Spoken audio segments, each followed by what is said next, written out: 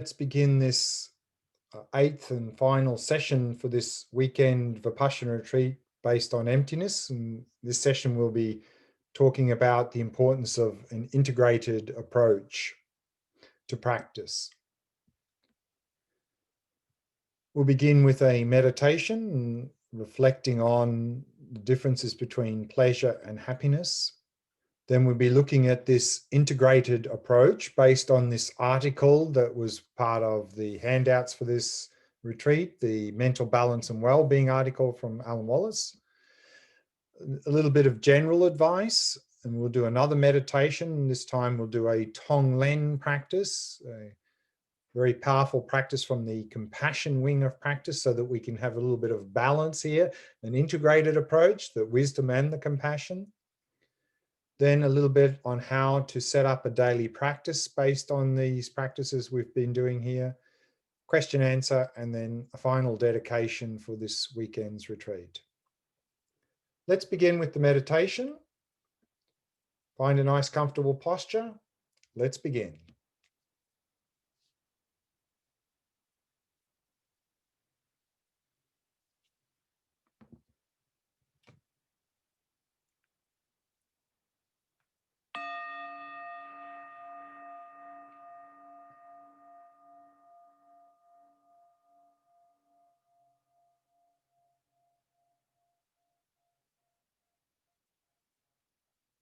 Setting the body into a state of relaxation, stillness, and vigilance.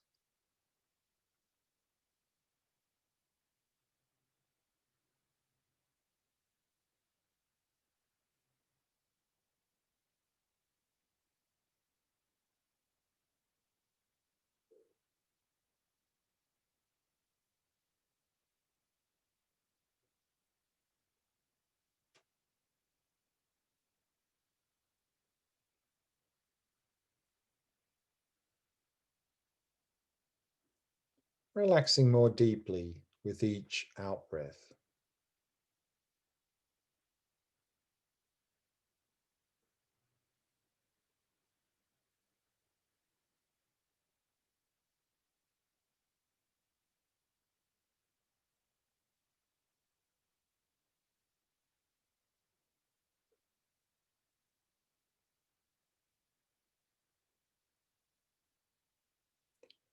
And with each out-breath, letting go of any thoughts that may have arisen, happily releasing them.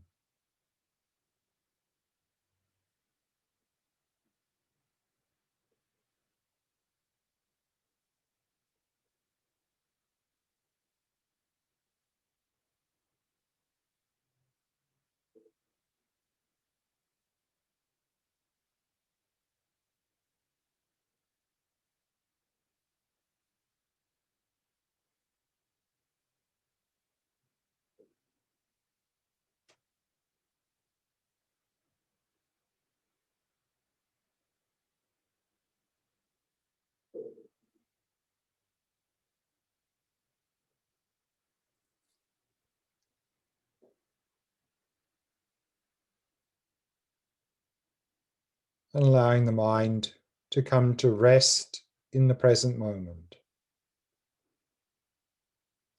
resting in stillness.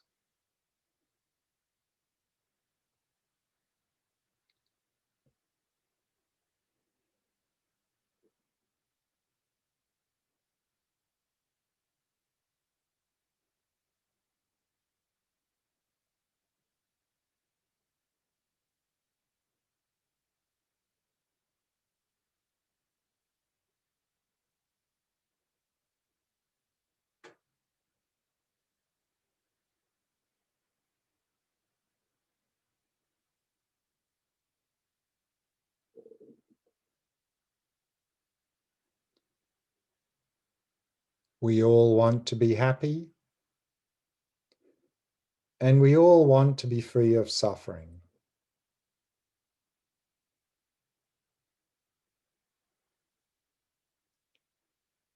And it often seems to us as if the source of our happiness and the source of our suffering is out there in the world.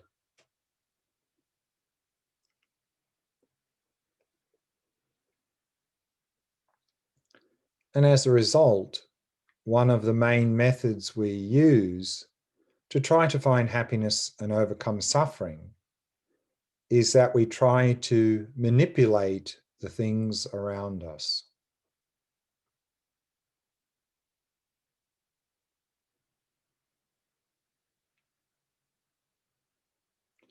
We try to attract people, places, and things that seem to be the source of our happiness.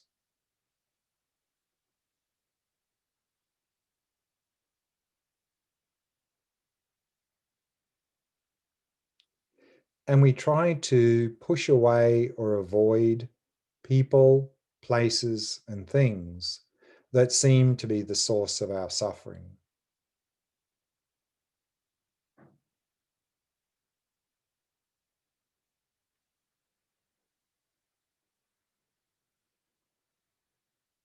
However, is this an effective strategy?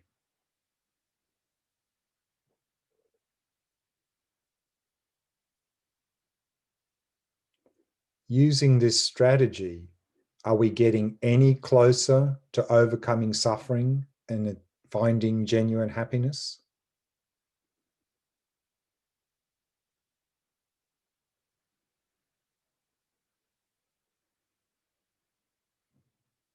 No matter how hard we try to control and manipulate things, we still seem to encounter suffering. And we're still chasing after that elusive happiness.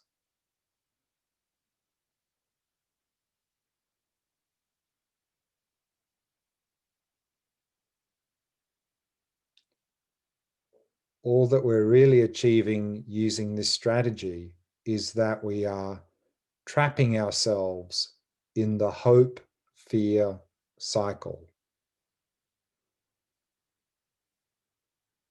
hoping for pleasant experiences and fearing or worrying about unpleasant experiences.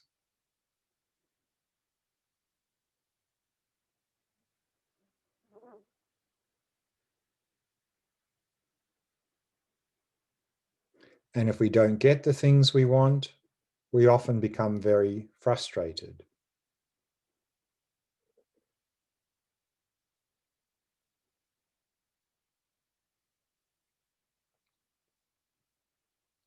And even if we do get the things we want, they never really fully satisfy us, and we simply end up craving for more.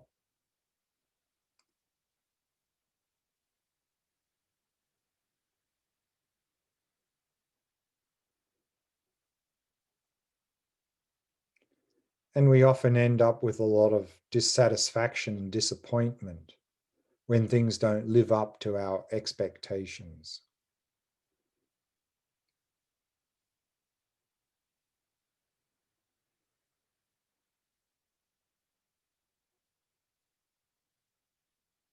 So, what's the solution?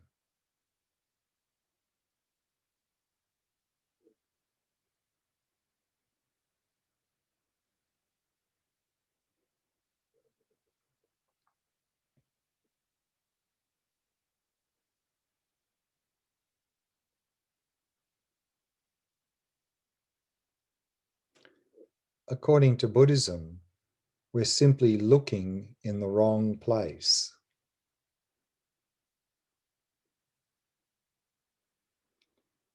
What would happen if we instead turned our attention to our own mind?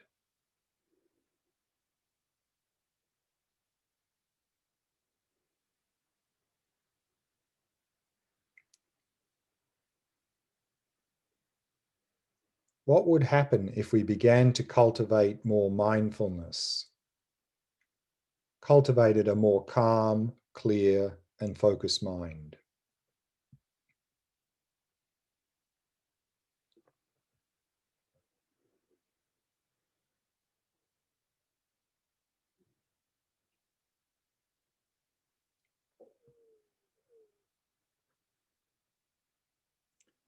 And what would happen if we could start to see things more clearly and accurately without projecting or distorting what we apprehend?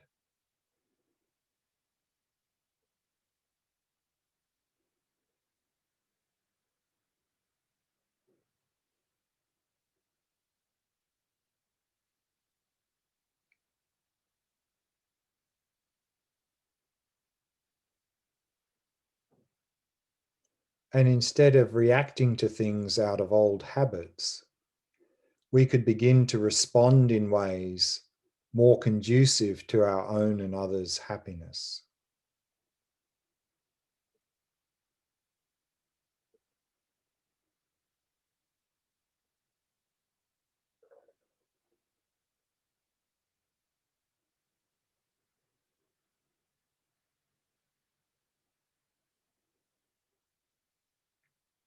And what would happen if we began to reduce and eliminate our mental afflictions, such as craving and attachment, anger and jealousy, fear and anxiety?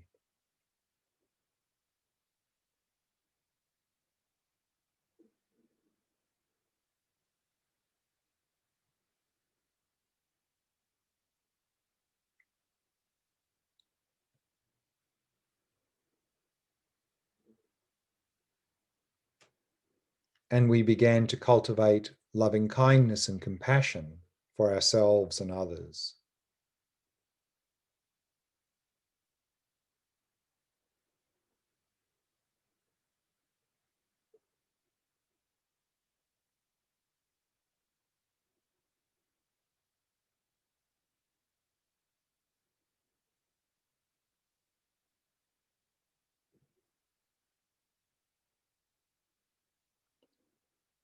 And what would happen if we could begin to see difficult situations in our life not as problems or obstacles, but rather as opportunities for growth and development?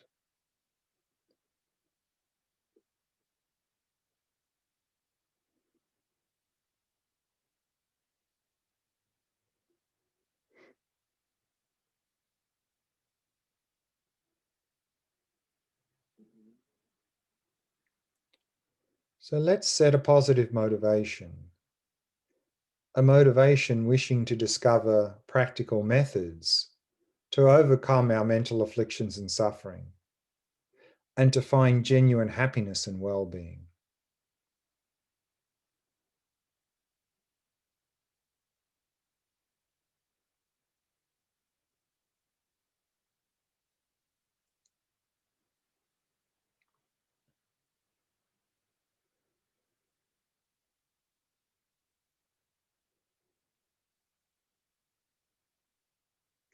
And we can extend that motivation out to include others,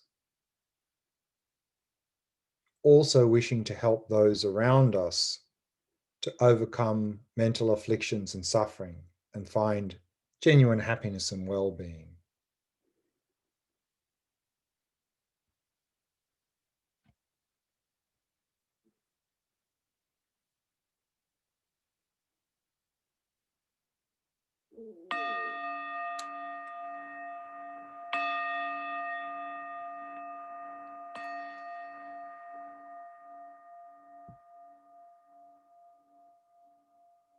We can bring the meditation to a close.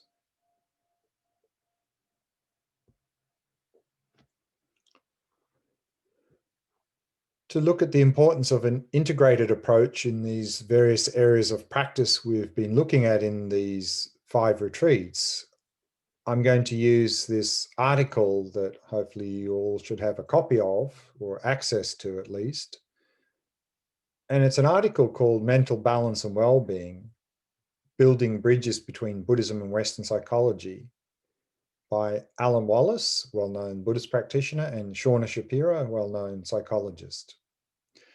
And a quote from in the article at the beginning says, "To open up collaborative dialogue between Buddhism and Western psychology, this article introduces a fourfold model of well-being, drawing from Buddhist teachings as well as Western psychology and research."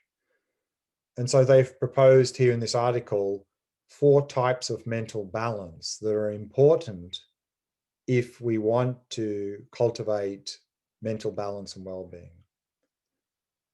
And the 4 types of mental balance are motivational. In the article, they call that cognitive balance, attentional balance, cognitive balance, and emotional balance. In the article, that's called affective balance.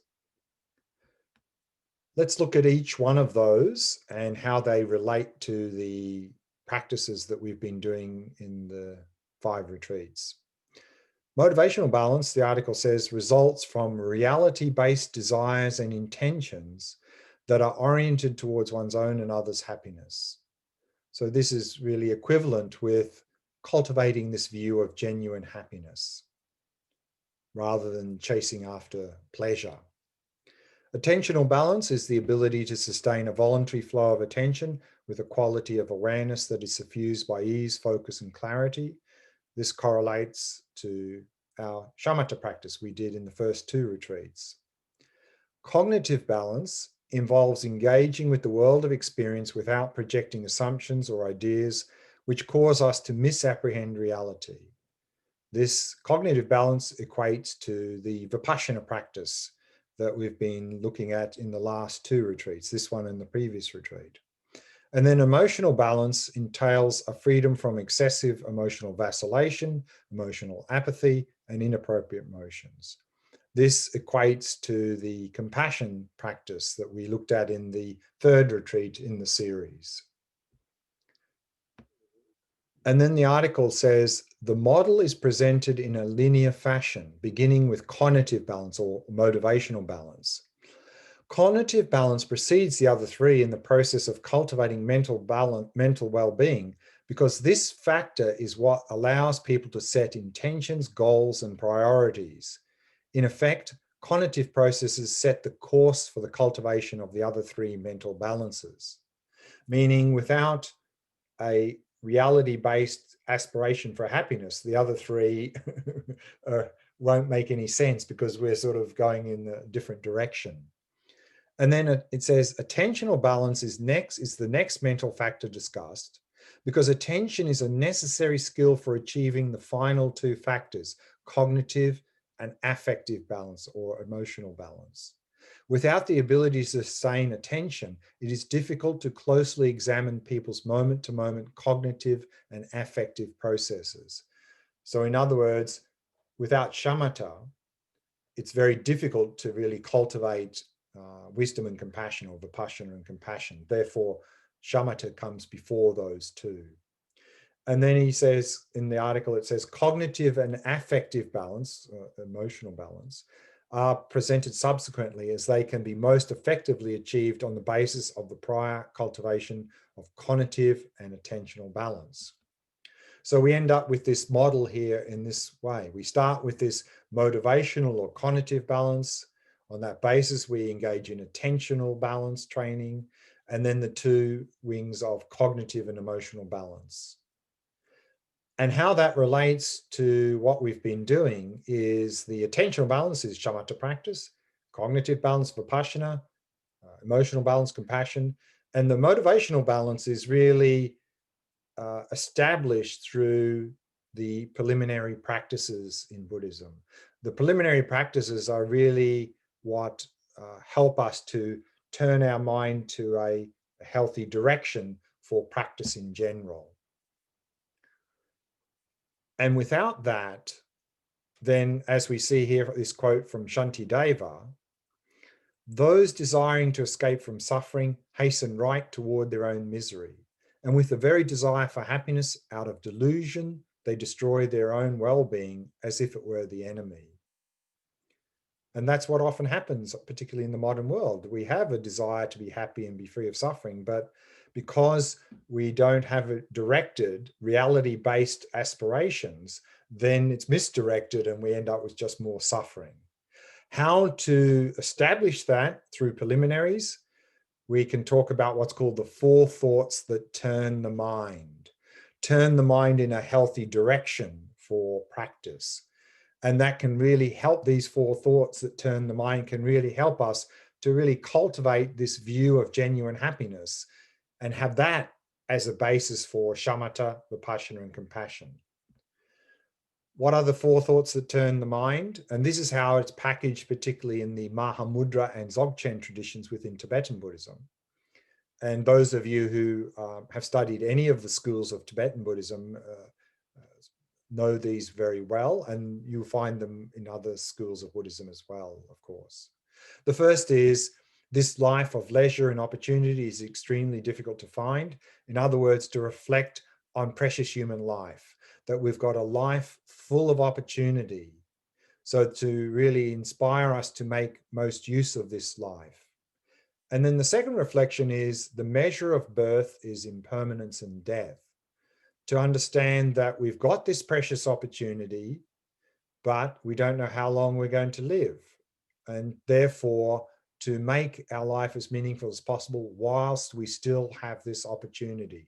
These two reflections really help us to have that to develop that aspiration to make our life meaningful, to avoid the circumstance where we just sort of float along in life, don't really do much with our life, and then much later in our life, when we're actually approaching death, we look back and how we've wasted our life, and then we're full of regrets. So to avoid that, these two reflections can really help us to make that aspiration to make our life meaningful right now, while we still have that opportunity. The third one, the results of virtuous and harmful actions are infallible, is to reflect on the causality of our actions. Understanding that if we engage in harmful behavior, that will lead to suffering, not only for ourselves, but others as well. And therefore, by reflecting on this, to adopt an ethical lifestyle, to avoid any harmful behavior, that the first step of making our life meaningful is ethics, to avoid harmful behavior. And then the fourth reflection, the three realms of samsara are just an ocean of suffering, is to reflect on the fact that no matter what type of existence we are stuck in this state of dukkha, of suffering that we looked at in earlier retreats. And thereby to appreciate through that, that there's no genuine happiness to be found out there anywhere. And therefore to understand that not only is the source of happiness, but also the source of suffering is within our own mind. And then from that, reflecting on this suffering and its causes, to really then cultivate this view of genuine happiness, and thereby have this aspiration to be liberated from suffering by developing our mind. So therefore, in remembering this, I must transform my mind into Dharma. If we engage in these preliminaries, then we can really go a long way to establishing this motivational cognitive balance, to give healthy direction for all the other areas of practice. We have then attentional balance, which is equivalent to what the shamatha practice we did in the first two retreats. And as we saw in the article, that if we have no attentional balance, it's very difficult to cultivate cognitive and emotional balance. In other words, without engaging in shamatha practice, without cultivating a calm, clear, focused mind, it's going to be very difficult, as maybe many of you found in these Vipassana retreats, to really be able to investigate well, to come to some sort of insight, that we just get confused, we get lost, and so forth. And also to cultivate compassion. Loving kindness and compassion is very difficult with our mind being dull and distracted. And therefore, we really need to make sure that shamatha is a key element, that this is really the basis for Vipassana and compassion practices to really help them to be much more effective. Now, in the modern world, mindfulness, which is the main tool in shamatha, has become very popular because it can be very helpful. But unfortunately, what we see in a lot of modern day traditions, they have taken mindfulness out of this whole system here and made it on its own. And then say, here, it's almost like, here, take this magic pill of mindfulness and all your problems will go away. They won't, if we're only using mindfulness. For mindfulness to be effective, we need these other three elements. We need a healthy direction in terms of view of genuine happiness, but we also need to engage in Vipassana and compassion practices. Then our mindfulness, our shamatha practice can be very, very effective and helpful.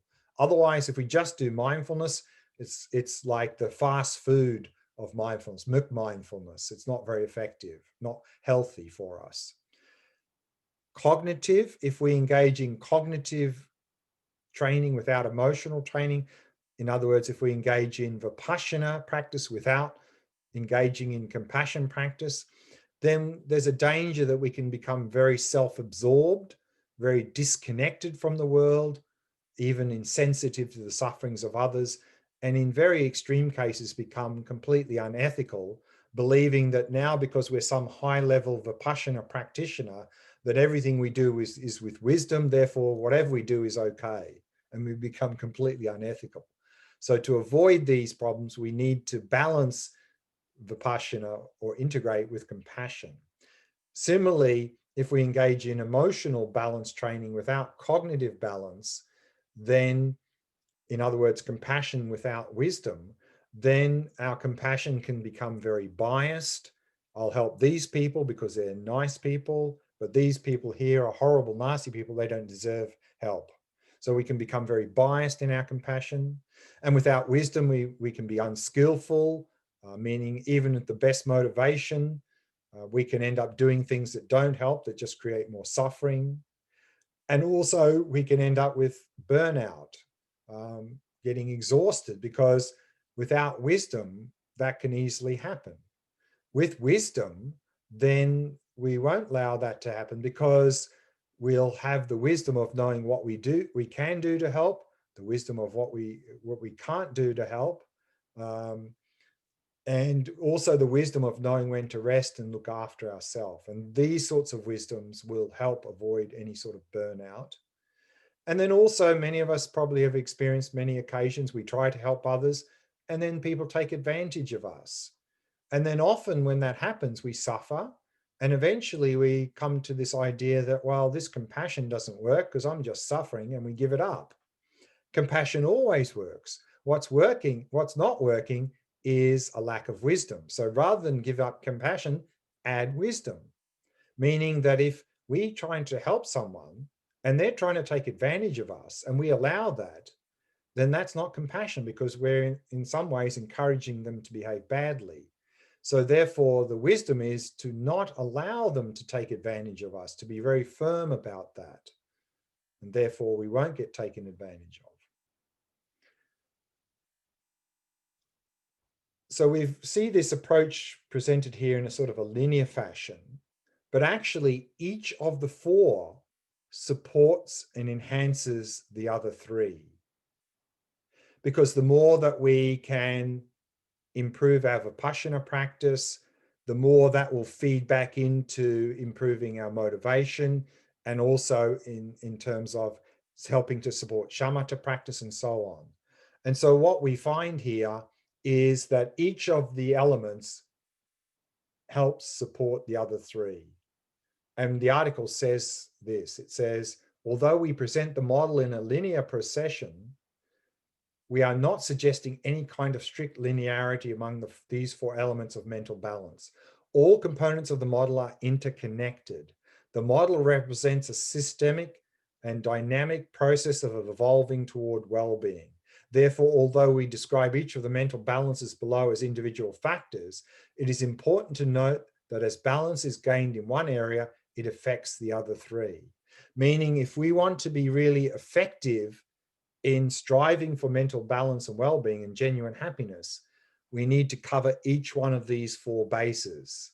If we leave any one of these four elements out of our practice, we're really cutting ourselves short and probably going to lead to some difficulties in practice.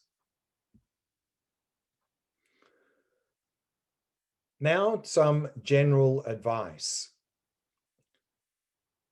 Training the mind. As we saw just now, in terms of training the mind, it's important to cultivate all four types of mental balance, or in other words, to engage in all of these four areas of practice, of the preliminaries, particularly these four thoughts that turn the mind, shamatha practice, vipassana practice, and compassion practice. To make sure that we are covering all four bases to be effective in progressing towards genuine happiness and well-being. Continuity is a key to progress.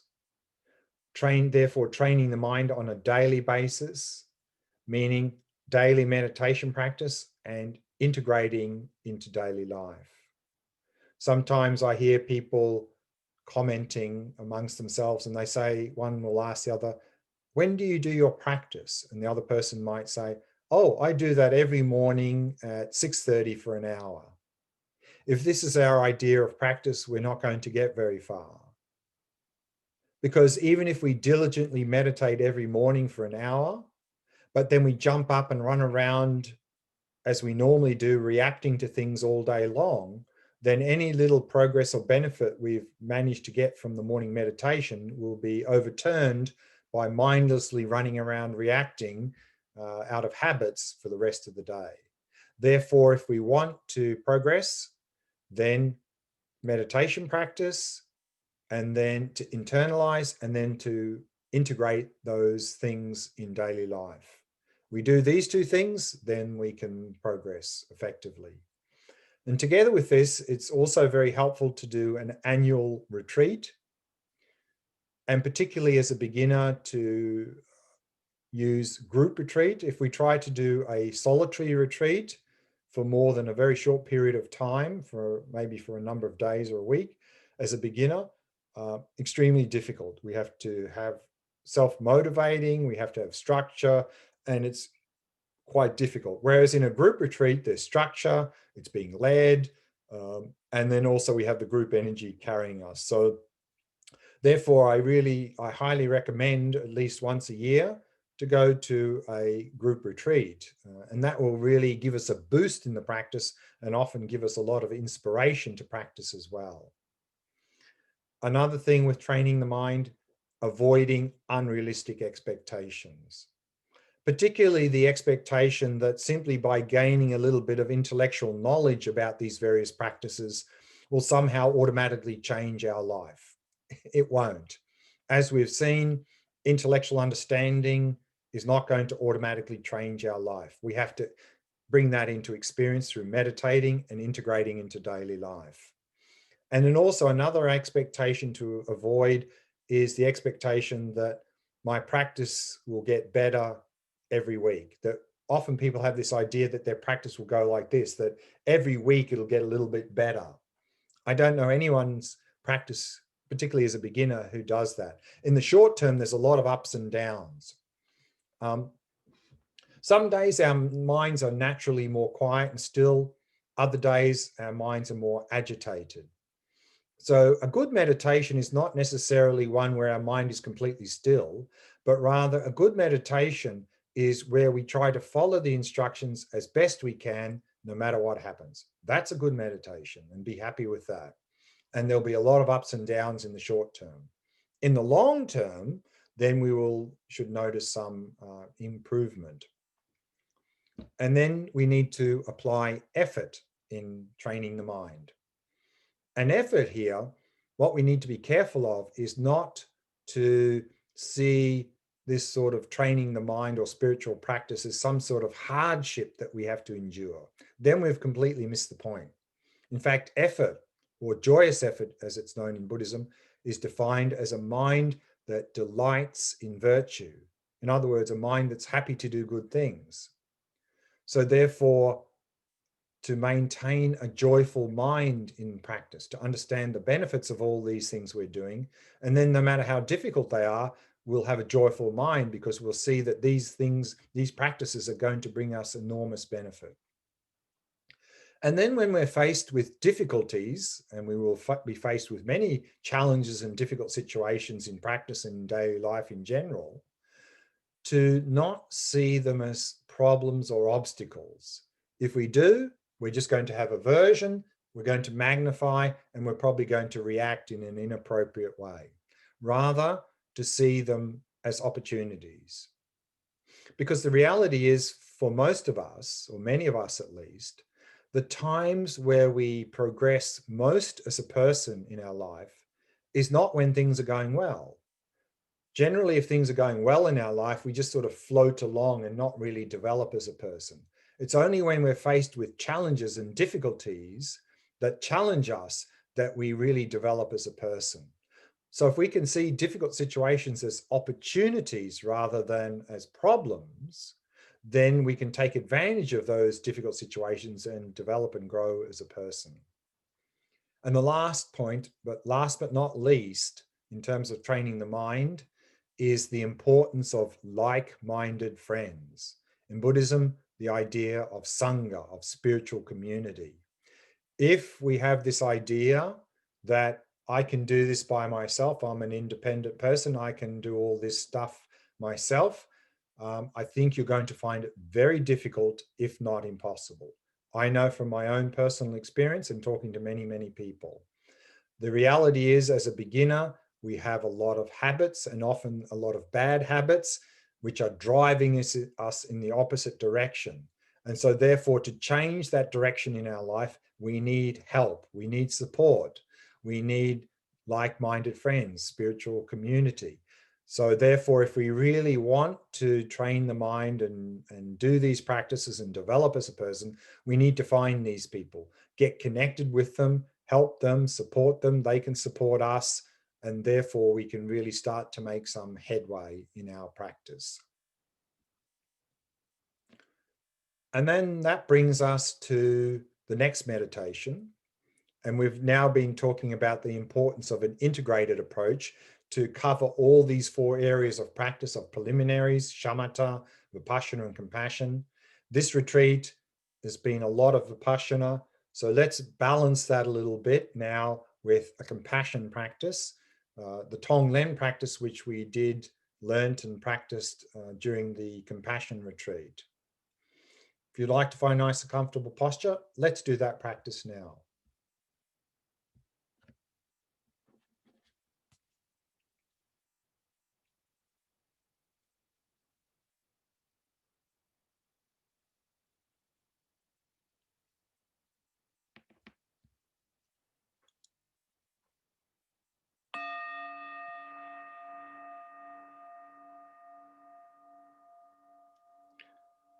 As an act of loving kindness for yourself, allow your awareness to descend into the body and simply becoming aware of sensations throughout the body.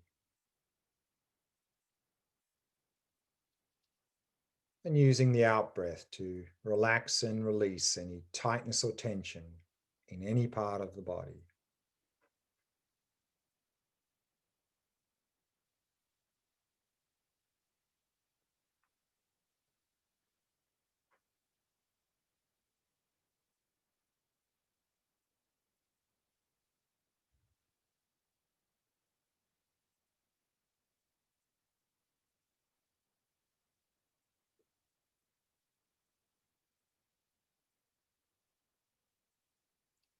The breathing flowing naturally and effortlessly.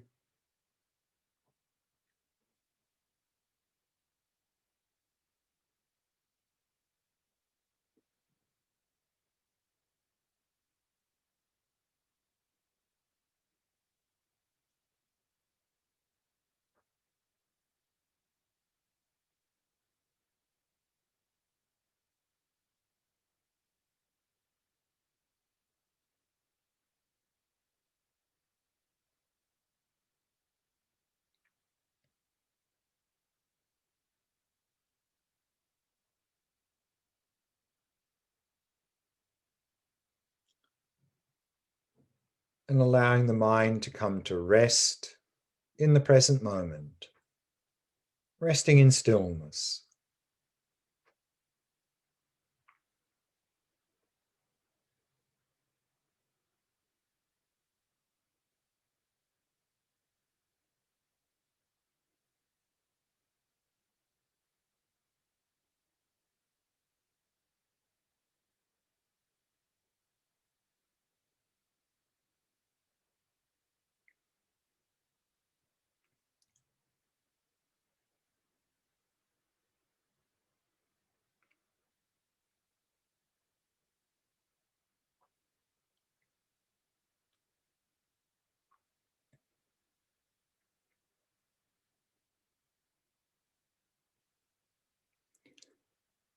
Now, no matter how much mental afflictions are in our mind, that is, no matter how much craving, attachment, anger, jealousy, and so forth are in our mind, these mental afflictions are not part of the nature of our mind.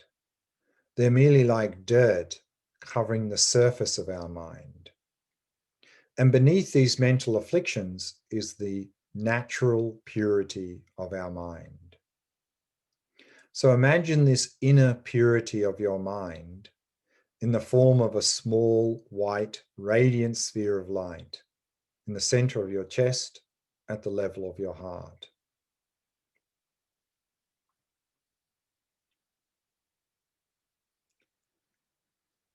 And then arouse the thought, how wonderful it would be if I were free of suffering and its causes.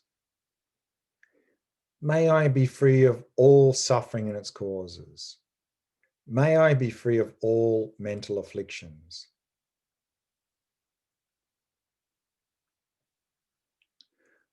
And then imagine your mental afflictions and suffering in the form of black smoke filling your body. And then with each in-breath, imagine drawing that black smoke into the sphere of light at your heart, completely dissolving it there. So with each in-breath, breathe in with compassion, dissolving and extinguishing your mental afflictions and suffering at your heart, dissolving it into that inner purity of mind, that inner wisdom.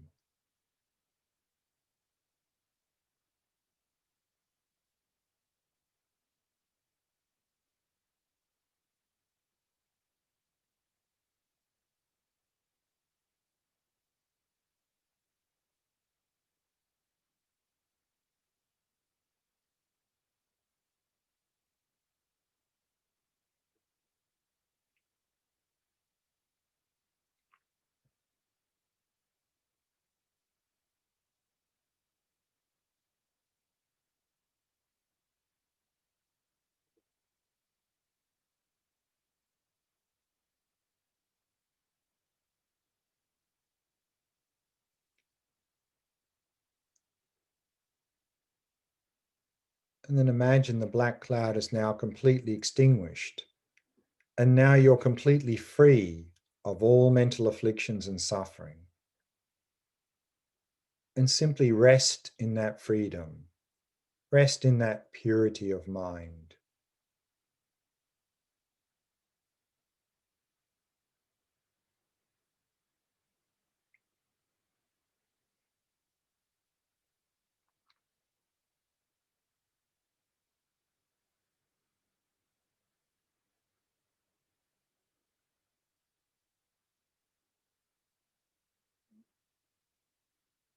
And then arouse the thought, how wonderful it would be if I had happiness in its causes.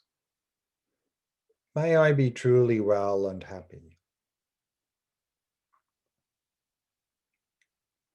And then with each out-breath, imagine rays of light radiating out from the sphere of light at your heart, filling and saturating your entire body and mind. And imagining the light transforms into everything you need to be happy. So with each out-breath, breathe out the light of loving kindness, sending to yourself whatever you need to be happy, both in the short term and the long term.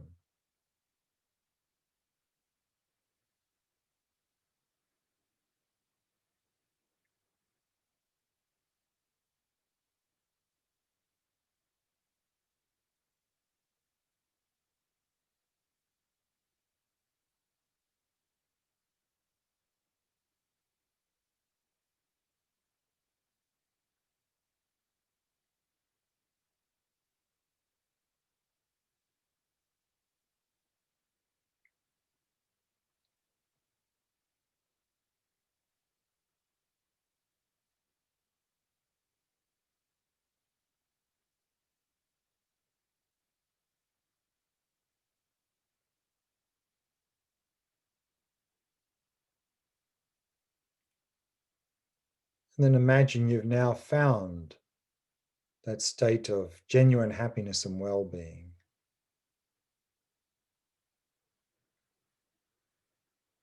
And simply rest in that experience of inner well-being, that inner purity of mind.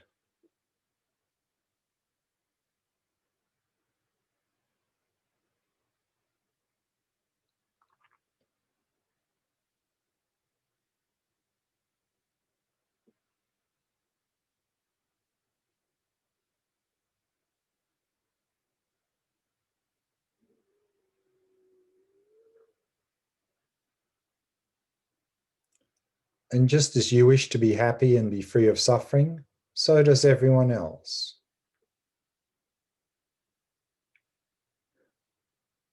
And so now allow your field of loving kindness and compassion to expand out to others. And allow your mind to move around. And whoever comes to mind, whether it's a friend, a stranger, or even a difficult person, attend to them.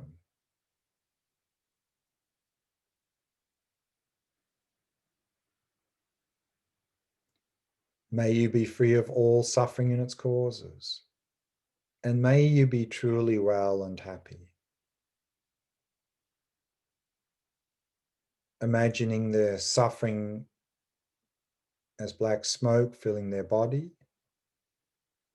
And with each in-breath, drawing that black smoke out of their body, bringing it into the sphere of light at your heart, completely dissolving it there. And on each out-breath, breathing out the light of loving kindness, sending to them whatever they need to be happy in the short term and the long term.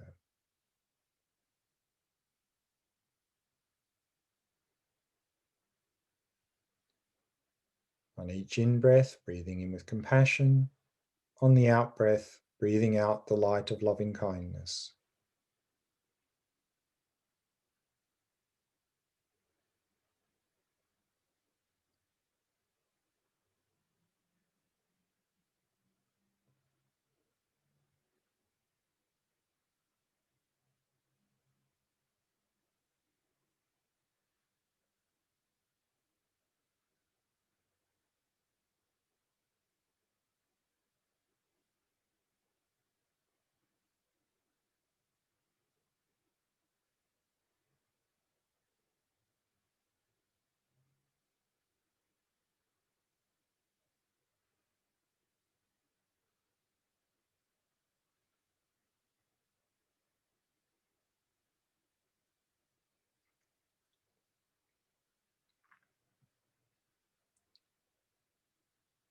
Allow your mind to continue to move around.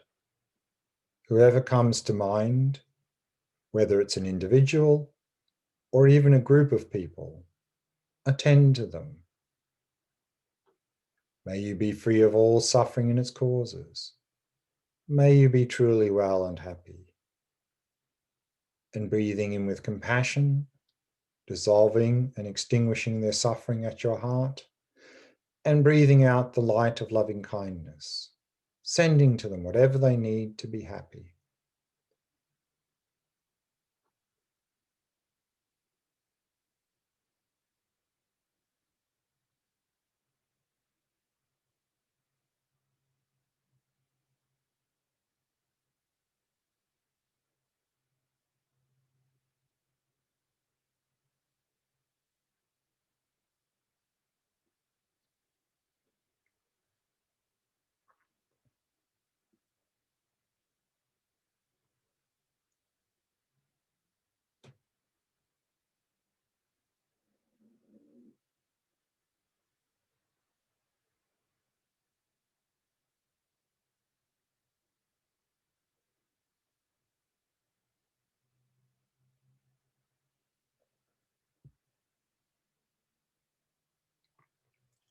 No matter how much darkness is drawn in, it is all extinguished without a trace. And no matter how much light is sent out, it is sent out from an inexhaustible source that is in no way depleted. breathing in with compassion, breathing out the light of loving kindness.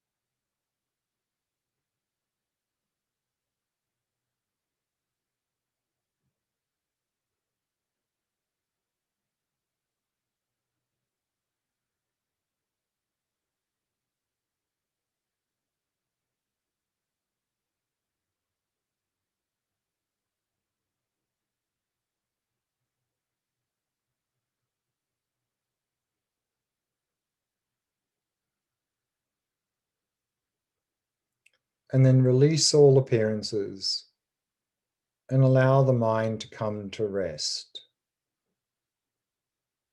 in that inner purity of mind,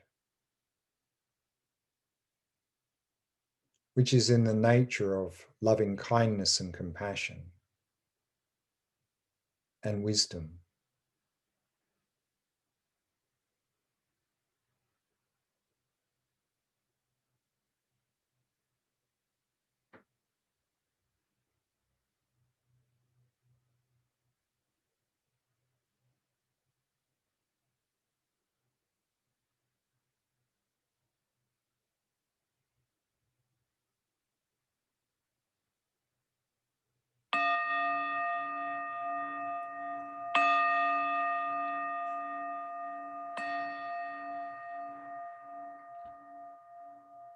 And we can bring the meditation to a close.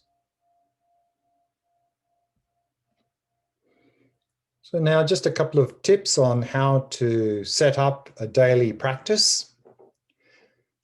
First is when we get up in the morning to set a good motivation for the day. This is also helpful, helping our motivational balance.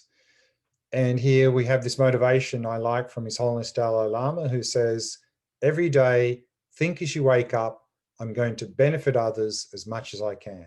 I think this is a wonderful motivation to start each day with. And then in the morning to engage in a morning meditation practice.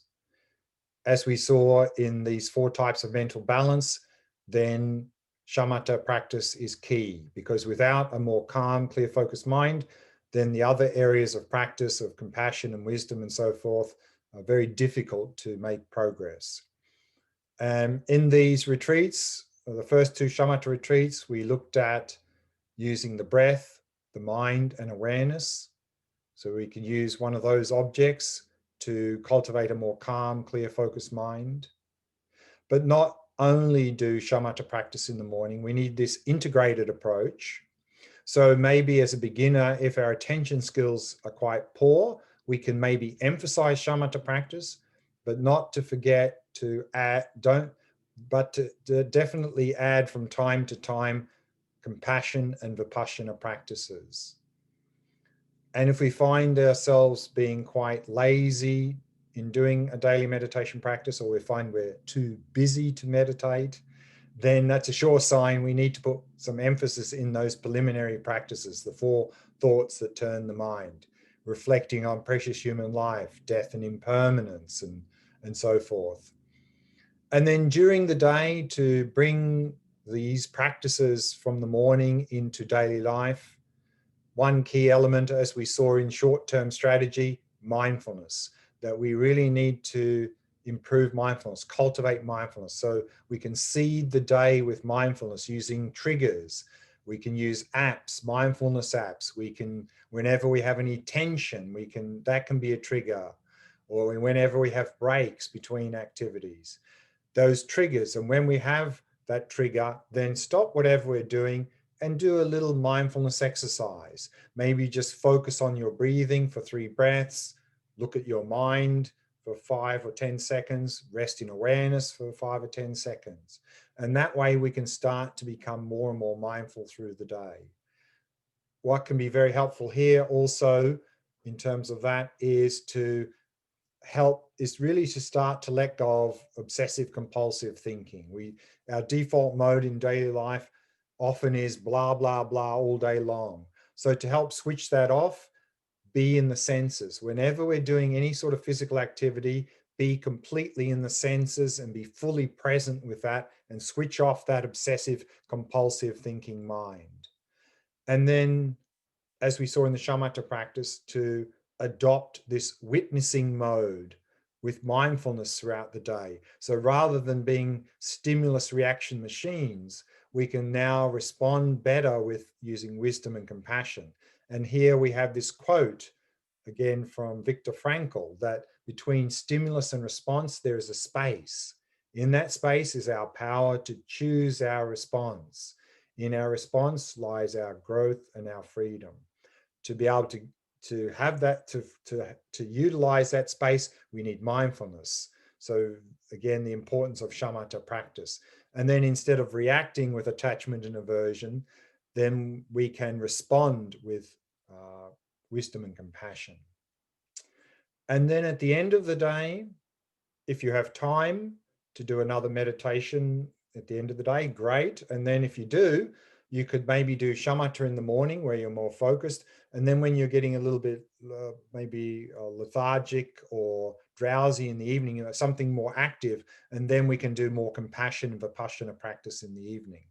But at least one thing we can do, even if we don't have time to meditate in the evening, is that when we go to bed, to go into this shavasana posture that we looked at in the earlier retreat, lying flat on your back, and then do a little day review of the day. How did our day go? Pick one positive thing we did during the day, be happy about that, and make a strong determination to continue that positive behavior the next day. Pick one negative thing we did during the day and go through these 4 opponent powers, which we looked at earlier as part of short-term strategy to purify our mind of those negative habits. And then also think of one thing we received during the day, and every day we receive a lot of things, and then have a sense of gratitude be grateful for having received that thing during the day. And then the last thing we can do is, after doing that day review, is then on every out breath, we simply release any tension in the body from the day, release any thoughts in the mind, because often we've had busy, hectic days. At the end of the day, we have a lot of tension in the body, a lot of thoughts churning over in the mind, and find it difficult to go to sleep. So therefore, go into shavasana posture, do the review, and then simply on every out breath, releasing tension, releasing thoughts, and be in the body, mindfulness practice, shamatha practice, and then that's also helping to transition to sleep. To do that, as long as we maintain some alertness, when we get drowsy, mentally know my meditation's finished, and then physically move out of that posture into whatever posture you use for sleep. So this is a few tips on what we can do to build a daily practice. And so now we have a little bit of time for question answer. So if there's any last questions from this retreat, now's the time to ask them. We have a couple of questions in the chat. Sure. From the previous session, there's a question from Thomas. Mm-hmm. Can you elaborate a little bit more on the distinction between mind and awareness? Sure. Again, as I mentioned in that earlier, these words, mind is often used in a very general sense, the word mind. This word awareness is used in a number of different ways. So it can create a lot of confusion. Therefore, when we see the word awareness being used, we have to try to understand, how is this person using the word awareness? Because it can mean many different things. When we speak very generally, as I said, mind, consciousness, awareness, same. You know, we're resting in the mind, we're resting in awareness, we're resting in consciousness. It means the same.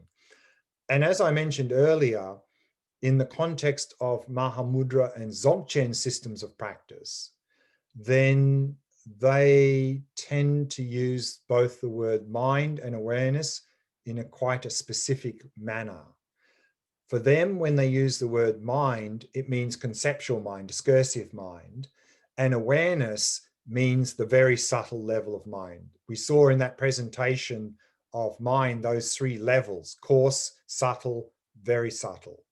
So therefore, when they use the word mind, that correlates to the first two levels, coarse and subtle, and awareness correlates to the very subtle level of mind.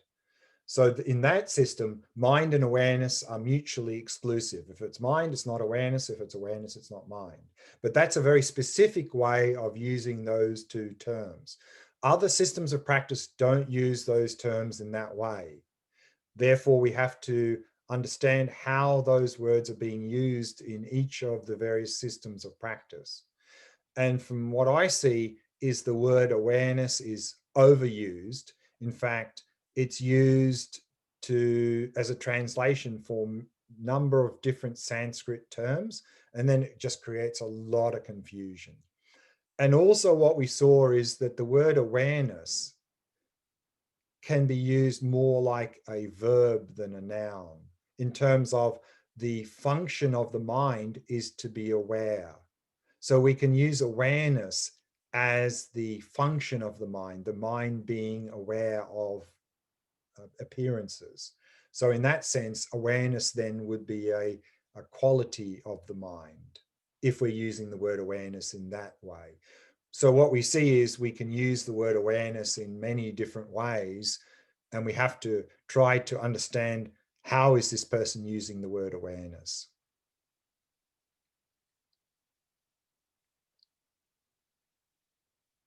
Any more questions from the chat? Yes, there's another question. Mm-hmm. I find that when I'm practicing tong-len, Mm-hmm. I'm tending towards the extreme of eternalism. How can I Eternalism. Yeah. yes. How can I infuse tong-len practice with the wisdom of emptiness? Mm-hmm. Mm-hmm. When we do tong-len practice, or just compassion practice in general, as a beginner, there will be grasping. I mean, we are stuck in the extreme of existence now. And so when we begin compassion practice, whether it's through tong-len or other similar practices, then we have a sense there's a me here, there's a person there, over there, independent, and I'm cultivating compassion for that person over there, independent of me. That's okay, because that's where we are. And therefore, if we engage in the wisdom practice as a separate practice and come to start to have some experience of emptiness, then that will naturally be infused in our compassion practice, our tong-len practice, meaning that we don't really need to change the tong-len practice so much. It's just that when we do this practice, rather than seeing that person as existing objectively there, because of our understanding and experience of emptiness, that will start to infuse our compassion practice, and we'll realize that we'll see that that person we're doing the tong-len for, or the compassion practice for, is a person who's not existing independently, is merely labeled, but it's still a person.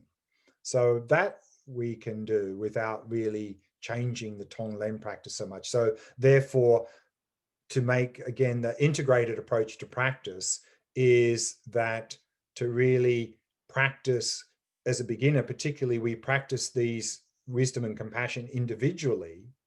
But then as we get some experience with those, then they start to infuse the other practice. They help support the practice, as we saw in that that model we looked at earlier here, that each of those elements will naturally infuse and support the other elements of practice. Any more questions? Thank Either you. chat or Yes, there's another yes, question in the chat, and then Alini will ask her question through the sure, audio.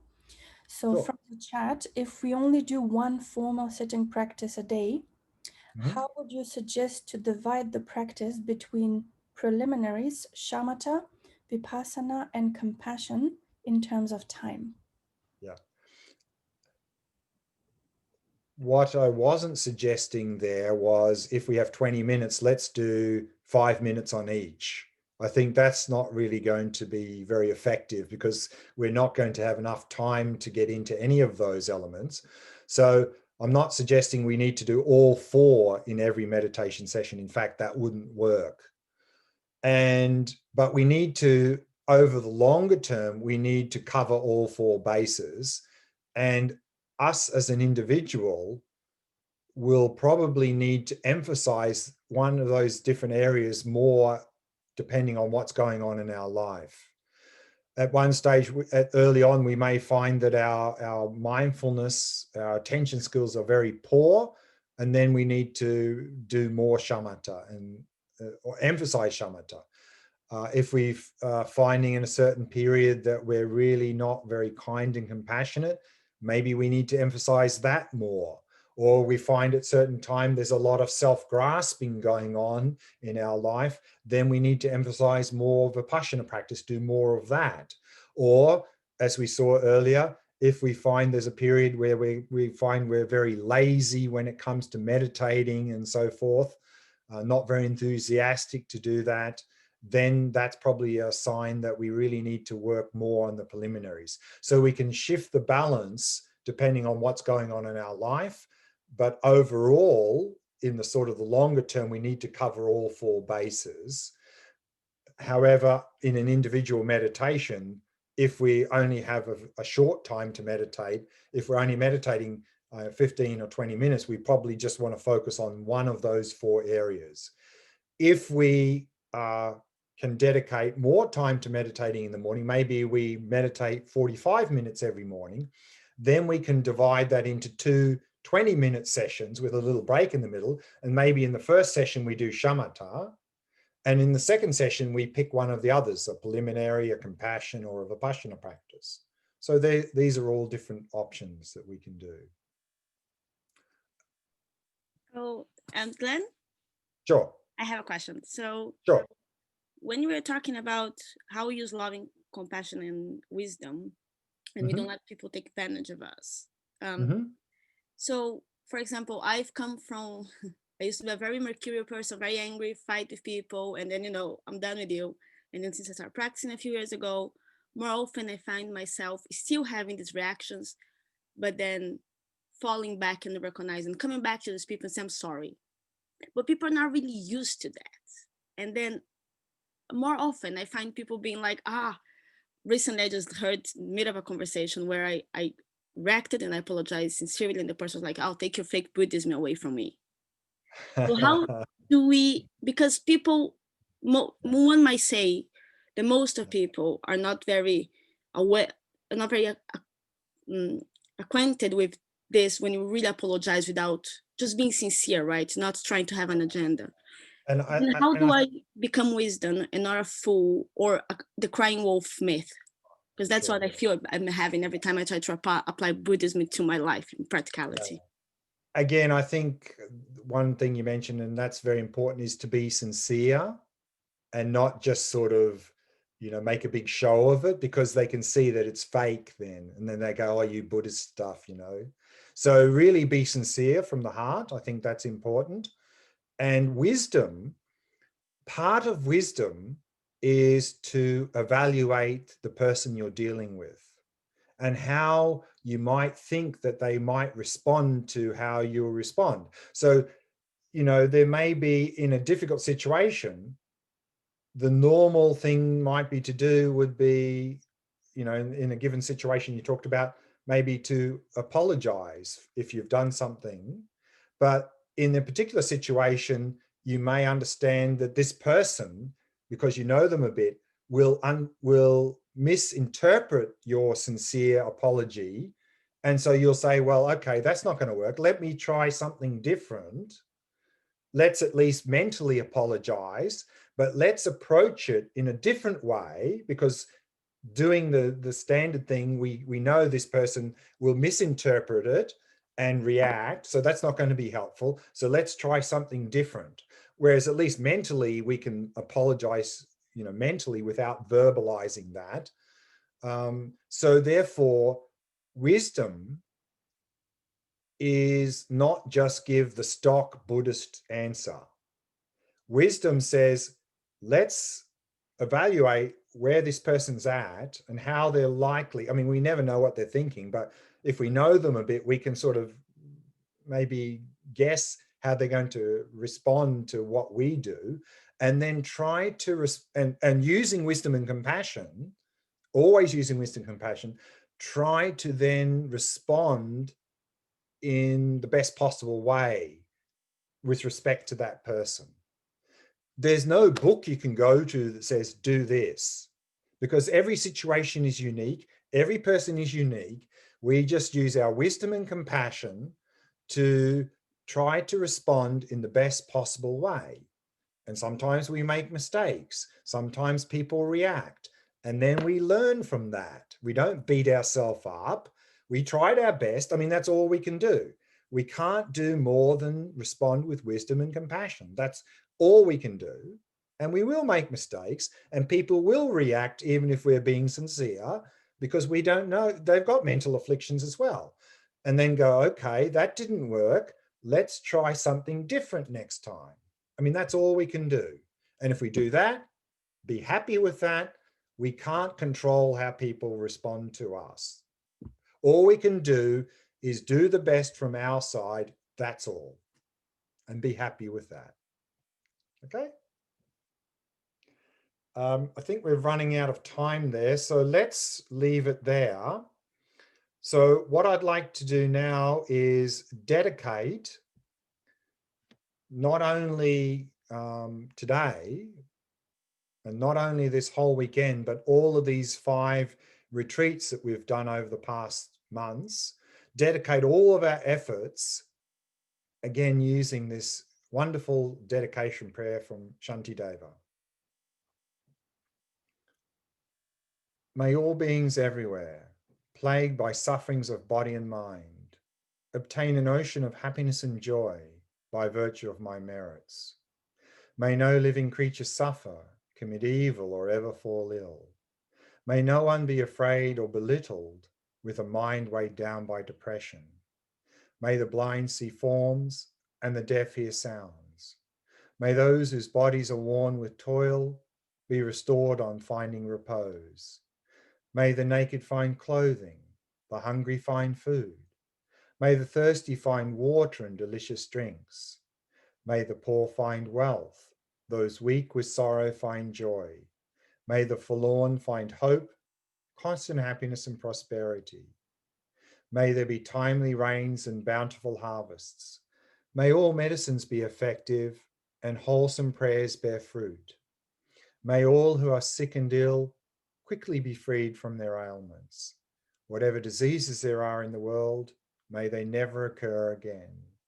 May the frightened cease to be afraid, and those bound be freed.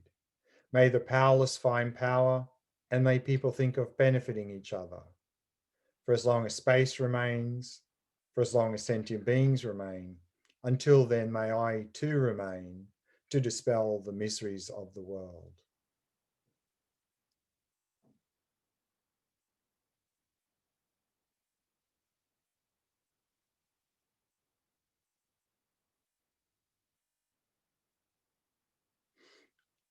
Thank you. And I think before we go, I think Martina wants to say something. I would love to, yes, even though we've run out of time. I just feel like expressing my gratitude to all those who participated. It's been such a lovely group to experience this course with together, and truly precious that in these times we could prioritize and allocate the time to study and practice together. and to Daniel and Mikkel from the center for their support, which has been incredibly nice to have. And especially to you, Glenn, for offering this course, this entire series. Thank you very much. I'm extremely grateful, and I think I speak on behalf of this entire group and all those who participated in the previous modules. This course has been incredibly beneficial, and I really hope that in the near future you will be able to host a retreat here in Denmark again. Please, please, please keep offering teachings and come back to Copenhagen whenever it's possible to travel safely. We miss you and we hope to have you here more often. Thank you. Okay, thank you, Martina. Thank you, everyone. Thank you Hope so to much. see you again sometime in the near future, either online or perhaps in person sometime next year. Let's see. So that's all for me. So